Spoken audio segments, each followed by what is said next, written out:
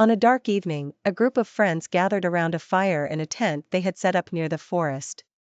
They were talking and laughing about horror stories until the conversation turned to the abandoned house deep in the woods. This house was the subject of local legends, claiming it was haunted by spirits. "I heard that no one has dared to approach it for years," said Sammy, one of the friends, telling the story with excitement. The friends exchanged curious glances. Among them was Rami, who always loved adventures and risks. "What if we go see the house tomorrow?" Rami suggested. His proposal was met with encouragement from the others, and the next morning, they were all on their way into the depths of the forest.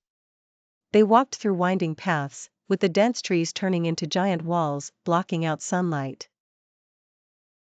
After hours of walking, they arrived at an old house, covered in weeds and moss. The house looked as if it had been abandoned for decades, with rotting wooden doors and broken windows. "What a strange place," said Layla, standing a few steps away from the broken door. Rami stepped towards the door and said, "Let's see what's inside this place." They entered the house quietly, their footsteps making faint creaks on the dilapidated wooden floor. The interior was dark and damp, with the smell of mold filling the air. They moved around the house, exploring the dark, dusty rooms. While wandering in the basement, they suddenly heard a rustling sound from upstairs. Everyone stopped, and there was a moment of complete silence.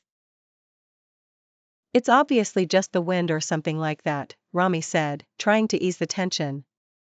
But the sound was more than just rustling. It sounded like slow footsteps moving above them.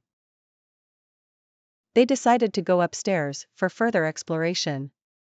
They climbed the old stairs that creaked under their feet until they reached the upper floor. On the upper floor, the rooms were darker and stranger.